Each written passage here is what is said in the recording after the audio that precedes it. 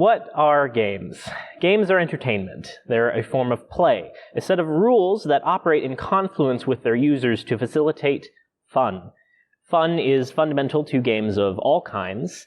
When a game is not fun to play, people don't want to play it. Pretty simple, right? But making a game fun is not the most straightforward of tasks. Simply layering on mechanics has no guarantee of creating an engaging experience.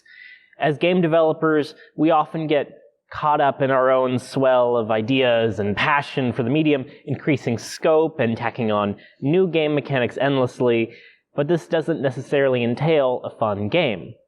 So what can we do to make our games fun? Well, I'm here to discuss exactly that, and how we as game developers can take a game from playable to fun, engaging, and replayable. My name is Gunnar Clovis. I've been making games for roughly 10 years, maybe longer, depending on your personal definitions of what is and isn't a game development. I went to school for game development, and nearly every job I've ever held in my life has been directly related to game development. And the two jobs that I had that weren't about game development were working for an indie film and marketing videography for SEO purposes, and the skills I exercise there pretty much apply to my day job making games as well. I used to work up in Seattle on more traditional video gaming games, but now I currently work here in the UNLV International Gaming Institute on gaming innovation, blending between traditional casino, slot games, and video games with a heavy focus on game design itself. And I just got my first patent through my work here. I've made a lot of games, a lot of bad games, and some games which really hooked people. But I believe my biggest qualification to discuss this topic is just the fact that I've been obsessed with games and game design for my entire life and have spent the last decade vigorously playing, researching, studying, reading, watching, implementing, living, and breathing this stuff. I love helping others and sharing what knowledge I might have, but alas, our time is sadly very limited. This is a topic I and many others could easily fill a semester-long university course with. In fact, my old university had a bachelor's degree basically dedicated to this one subject. There is infinitely more to discuss than I could ever hope to do here, but I am to leave you today with not just words and talky philosophy, but specific, practical, actionable methodologies that you can apply to your own games today. This presentation is primarily focused on creating fun in video games. However, much of this applies as well to board, card, and even table games, physical sports, and subject matter unrelated to games in particular, such as marketing, filmmaking, creative writing, etc. If you really want to master the art and science of game design, I highly recommend starting with designing fun board and card games. A lot of them, as they are game design in their purest form, without fancy graphics and voice acting and music. The game's mechanics and raw fun and replayability is laid bare. Many high-level video game designers start by prototyping their video games as board games first, and then translate those ideas that work into the flashier medium of video games. This isn't equally effective for all game genres, but it is surprisingly very effective for more than you think. For games that don't translate into board games quite as well, like fast-paced 3D first-person shooters, game designers still often storyboard these games, concepting the player's experience as a series of images. But still, even FPSs can be made into much better board games than you'd think. I've seen incredible internal board game prototypes and design studies, such as an interpretation of Team Fortress 2, one of the most popular games of all time, into a board game. The gameplay concepts of asymmetry, cooperation, competition, fighting, and tactics, hidden information, elegant rule sets, quick setup or engagement, and depth of play can apply just as well to board game prototypes as they do to video games. But something universal to all game development, whether for board games or video games, sports or party games, is the tremendous importance of playtesting. If you take nothing else away from this presentation, it's that you should playtest. Playtest more. Playtest, playtest, playtest. It's never too early to playtest. You can basically never playtest too much, unless you're literally struggling to find enough time to develop your game among all the playtesting you do, but I've never heard of that being a real thing in my life. We as game developers are usually pretty self-conscious and shy about showing our works in progress, like novelists or any other creative. We say, oh, it's not ready, it needs more time before I can show it, but that instinct is wrong. The more time you spend developing your game without playtesting is more time that you're probably working on something that isn't as fun as it could be. It's time you very probably could just be wasting on content that will need to be cut as it's built on a not very fun foundation, extending your development time even further, or even worse, you spent so much time developing and becoming attached to this thing that others don't enjoy. And so you refuse to cut it or change it, and your game is worse for it. The earlier you let others play your works in progress, the less attached to it you are. The easier it is and cheaper it is to change, refine, or cut. And you might just get positive feedback on what you're doing right, not only guiding you on which strength to pursue in your design, but really encouraging you emotionally as a person. Games especially are never complete. So there's really never going to be a right time to show it. There's always going to be more work to be done, so it's best to get feedback as early and as often as you can. The best way to playtest your video game is to simply hand it to someone and say nothing. Don't walk them through it, or tell them the controls, or what you meant or are going to do. Just let them play it and silently observe. If you can not watch them in person and instead record their facial reactions and corresponding gameplay footage, that's even better. This is a tactic used by most AAA game studios, with Valve in particular being rather famous for their process and setup of recording playtesters while isolated. Because if you, as the game developer, are breathing down your player's neck, they're going to act and perform much differently than their genuine feelings if they were left alone. Getting the raw emotional reactions of a player from your game is invaluable. Because in a release setting, you aren't going to be there to explain the controls or best strategies, so the game will have to stand on its own legs to communicate how it's meant to be played. When speaking to a playtester afterwards, you should further interrogate their emotions and thought process while playing your game. And they'll almost certainly have many ideas they'll share with you about how to improve your game.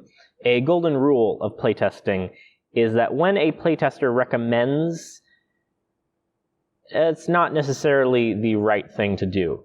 But when a playtester does suggest a new idea or solution, it's always stemming from a real problem that should be accounted for. The exception to this is when you're working with other experienced game devs who may be worth listening to. But, for example, if a playtester says that your shooter game isn't very fun and that you should add a jetpack, your game probably doesn't need a jetpack, which will almost certainly entail a lot more work and fundamentally change the game's design and core gameplay, but they are feeling a genuine problem that you should inquire more about and dig into. Maybe your game's weapons don't feel very impactful due to lackluster sound effects and a lack of feedback.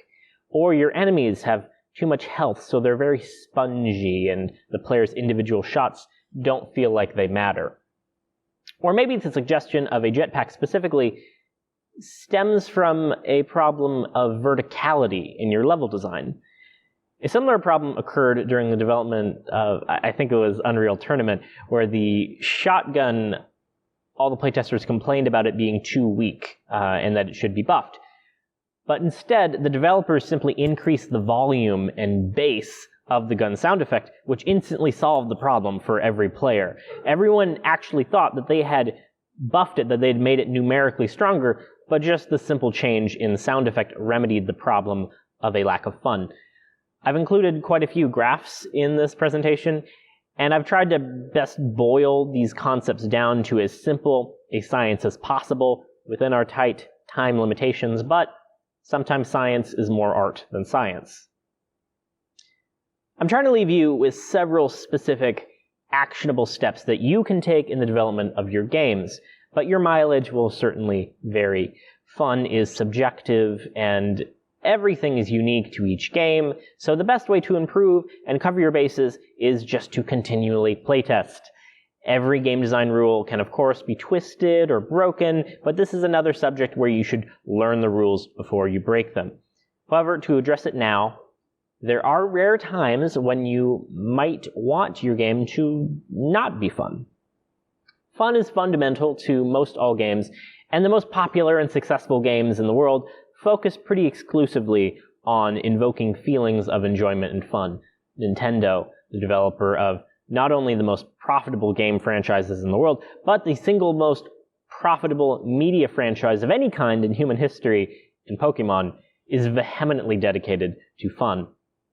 In the immortal words of the late Satoru Iwata, the former Nintendo president, who was instrumental in pushing the industry forward and broadening the appeal of video games as we know them today, and imperative to the development and success of Pokemon, Super Smash Bros., Earthbound, Kirby, the Nintendo DS, and the Wii, games are meant to be fun for everyone. That's true. 99.9% of the time. But sometimes, very rarely, you might not want the player to have fun because you're trying to express something.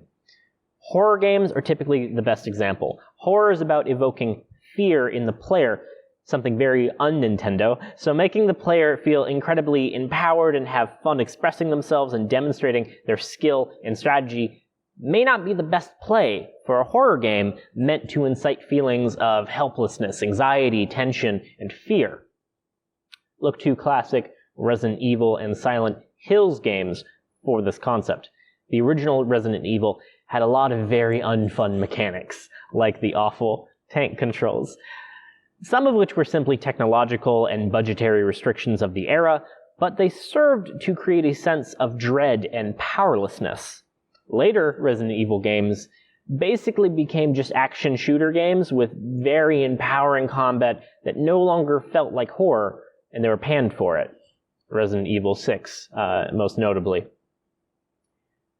So Resident Evil went a fair bit back to their roots with their most recent entry, and struck a good balance of fun gameplay that keeps you playing, with mechanics that feel restrictive and disempowering, so to create fear. Ragnarok's, one of my longtime favorite YouTube channels, has a great video on Silent Hill 4, The Room, and how it was intentionally designed to be less fun for this same purpose. I'm actually doing something very similar with one of my own games I'm making for myself in my spare time, which is a very serious game about anxiety, depression, and suicide. So I've intentionally designed the game not to be fun so as to create feelings of frustration, helplessness, loss, grief, anger, dejection, and a desire to give up. But that game isn't going to light the world on fire, and Silent Hill 4 certainly didn't either, as while it was very brave of Konami and Team Silent to do this intentionally unfun game design for the reasons of theme and horror, it's not a practice that will make your games huge successes. Making unfun games has more to do with sending a specific message, and it's not something to be taken lightly. Beyond horror and serious games, the only other games that can really contend with this concept are rage games, which are intentionally designed to be frustrating. There's a relatively large and fascinating community around rage games. However, the hardcore of rage games play because they have certain masochistic tendencies, which there's nothing wrong with, but it means that they pretty much play them because they find the frustration to be fun in their own way, so you can't really escape fun. While these unfun game designs I've talked about use game mechanics to inspire negative emotions like hopelessness and disempowerment, fun game designs do the exact same thing. I've been talking about emotional design. Games are an experience, and as game developers, we design and drive this experience. We shape what emotions the player will feel, primarily, as we've discussed, fun. One of the simplest and most effective ways to control the player's emotions and create fun in games is to maintain a flow state. You've probably heard of this one. Flow theory was coined by Hungarian-American psychologist Mihaly Csikszentmihalyi. Yes, that's how you pronounce that. Csikszentmihalyi is most well known for his work in the study of happiness and creativity. and is often noted as the world's leading researcher on positive psychology. He also looks a lot like my grandpa to me, so I like him for that. He architected the notion of flow to describe and identify optimal experience and intrinsic motivation. The state of flow is a state of pure focus, concentration, and absolute absorption in an activity, to the point that nothing else seems to matter. Hopefully, you're all familiar with this feeling. It is considered the ultimate happiness, where ego falls away and you're just consumed with a feeling of great absorption, engagement, fulfillment, and skill. This was originally studied for general purposes of making people happier and increasing workplace productivity. However, by that description alone, it's pretty obvious that this concept is perfect for the context of games and is highly desired by gamers and game developers alike. The concept has been wholly aped by the game design community, and it's a best standard to measure yourself by. The concept is very simple, wherein you want to increase difficulty in lockstep with a player's increasing skill. If the difficulty is too high for a player's skill, it'll be too hard and frustrating and unfun. If the difficulty is too low for a player's skill, it'll be too easy and boring and unfun. Striking a perfect balance between these two extremes is ideal for engaging gameplay. Flappy Bird was overwhelmingly cited for its addictive flow state gameplay loop. Flow is the reason that Flappy Bird, which was developed by one person in 2 days, was able to make $50,000 a day in ad revenue. Regardless of what kind of game you're creating, action, puzzle, simulation, strategy, platformer, RPG, flow is a very achievable goal. Csikszentmihalyi outlined 10 circumstances that are at least in part necessary in order to attain flow. This is so incredible to me because it's so obviously applicable to games, but it was written for a completely different purpose. This will be the only bullet list I will have in this presentation. Please feel free to take a photo of this next slide if you wish. Clear goals that are challenging but still attainable. Focused attention and concentration. The task itself is intrinsically rewarding. A loss of feelings of self-consciousness, feelings of serenity, feeling so focused on the present that you lose track of time passing. Immediate feedback, the knowledge that the task is doable, a balance between skill level and the challenge presented, feelings of personal control over the situation and outcome, lack of awareness of physical needs, complete focus on the activity itself. Consider this checklist. Csikszentmihalyi defined that at least a few of these circumstances must be in place in order to attain flow, but the more the better. The more of these feelings and situations you can evoke with your game, the more likely your players are to achieve flow and find your game fun, rewarding, and replayable. I wish I could dive deeply into each of these bullet points, but that's an easy 2 hours, and unfortunately we do not have that kind of time. However, you'll be hearing some echoes of these bullet points later down the line. This is such a simple but incredibly core concept. Playtest your games and utilize flow theory. In the vein of emotional design similar to flow, controlling the pacing of your game is incredibly important. Whereas flow is the state of balance between skill and challenge, pacing is the balance between tension and time. Submitted for your review here is the pacing of Star Wars: A New Hope. Hopefully you're all familiar with the film. This is considered the gold standard of pacing across all media. We start with quick rising peak of action and tension to hook the audience. As the rebel ship is boarded by the stormtroopers and Darth Vader, there's combat, rebels are killed, chaos ensues, the droids escape, and Princess Leia is captured. Then the tension drops like a rock as we cut to Tatooine and Luke Skywalker whining and talking about blue milk. Then there's some weirdness and mystery with old Ben, a quick bout of tension with the Tusken Raiders, which is immediately resolved, so the tension doesn't last long. Talking, whining, slight spook with the stormtroopers that's quickly resolved with the Jedi mind trick, the Mos Eisley Cantina, a wretched hive of scum and villainy. Han Solo shoots first, talking, and then Alderaan is destroyed by the Death Star. This is a new high in stakes. There's never been this much tension. We continue like this, with highs and lows, mountains and valleys of tension over the runtime of the film, with the peak tension rising over time until we reach the climax. Then we quickly resolve the following action so we don't overstay our welcome. Credits roll, Chewie doesn't get a medal, end film. This pacing is totally thanks to Marcia Lou Lucas, George Lucas's wife, for the course of the original Star Wars trilogy. It's a long-standing kind of sexist trend in film that directors tend to be men and editors tend to be women, and these women are the ultimate unsung heroes. The first cut of A New Hope was so bad. Everyone in the screening hated it, including Steven Spielberg, but Marcia Lucas just made that film. Fixed the dialogue, the pacing, the story, everything. Her work on American Graffiti and Taxi Driver also deserve ample study if you have any interest in going farther with the art of pacing, but I digress. Pacing can be related to challenge in some respects. Varying the level of difficulty over time can have its benefits. However, I would generally propose to still aim for that perfect flow state between skill and challenge at all times, and use this model of pacing to instead drive changes in your gameplay horizontally. For a quick game design vocabulary lesson, vertical gameplay changes generally refer to more or less of something, like including more Goombas in a Mario Maker 2 level to increase its difficulty, whereas horizontal gameplay changes refer to changing the kind of gameplay you're feeding the player. In Mario Maker 2 terms, a slight horizontal change would mean having Goombas in one section of the level and then Spinies in another, and a large horizontal change might be going from standard platforming to an auto-scrolling water level section.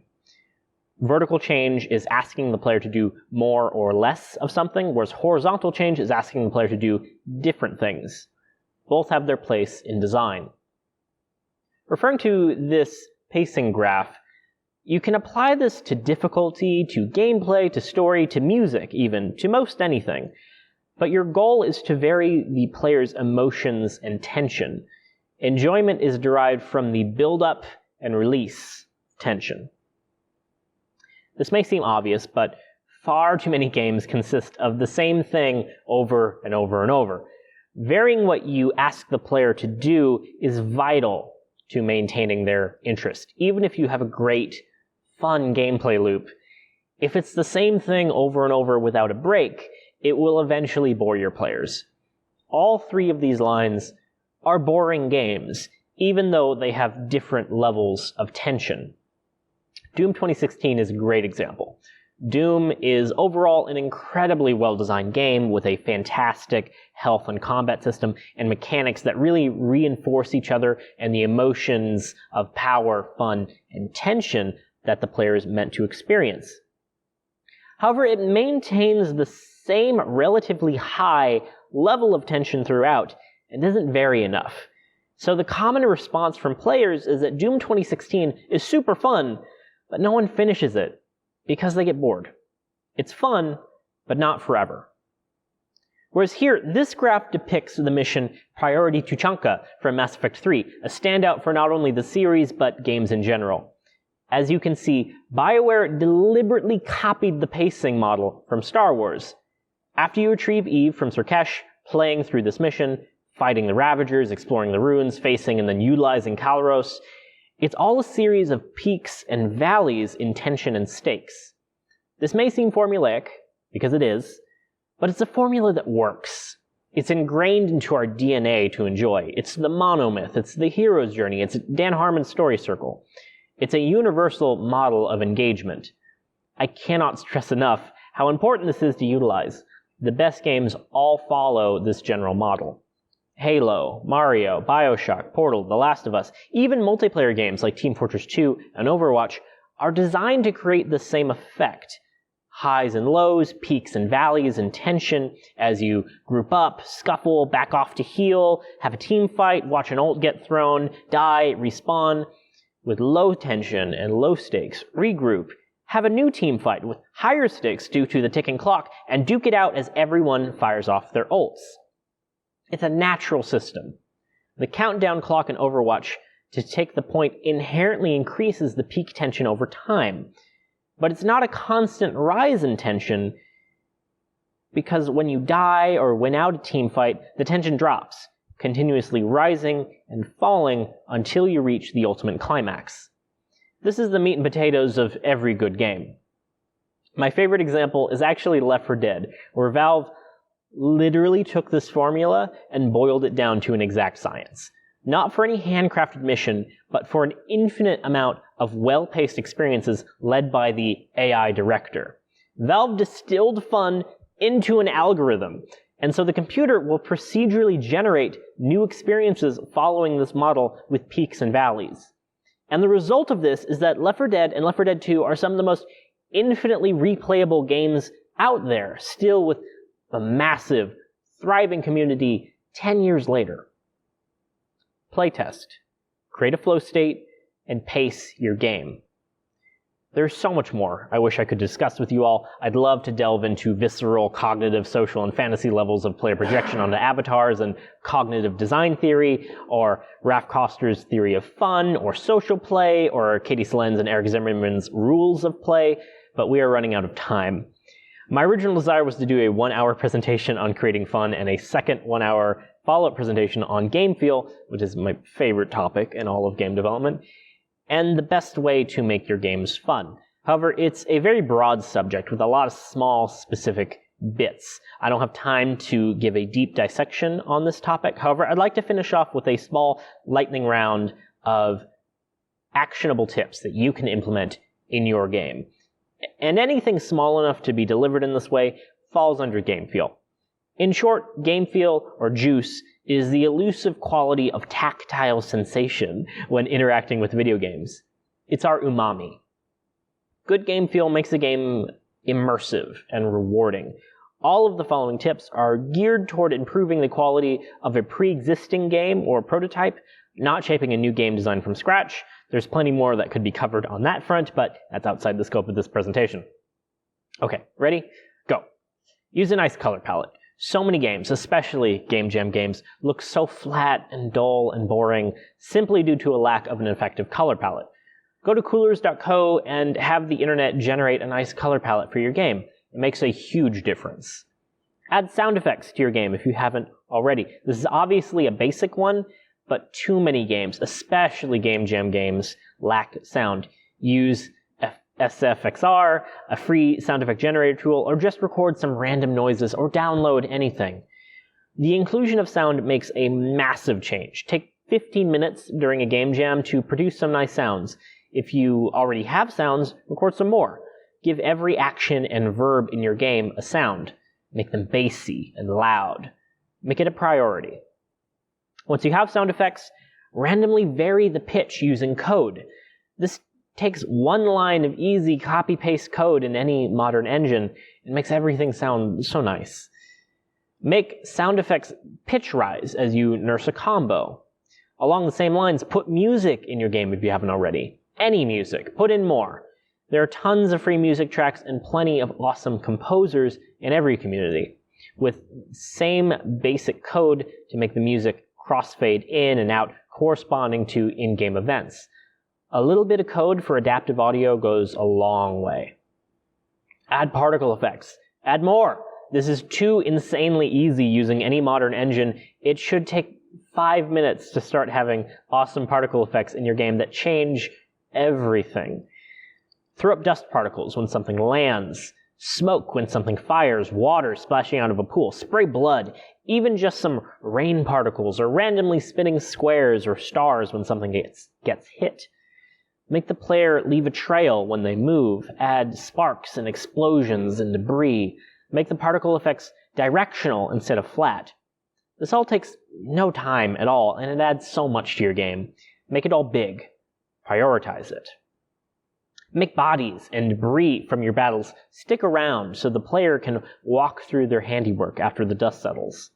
Make the screen shake when things are shot or hit. There should be another 2 minutes of code for a huge impact. Make the camera move. More than just the screen shake, make the camera sit halfway between the player and the mouse, or follow the player in a nice tweening motion. Just make the camera move. Make it jut out to wherever you're looking, or intelligently frame the action. Zoom in and out when cool stuff happens. Make stuff out of focus blur with chromatic aberration. Implement gamepad controller support if you haven't already. It's a few minutes of boilerplate code from Google for whatever engine you're using. Then make the controller vibrate.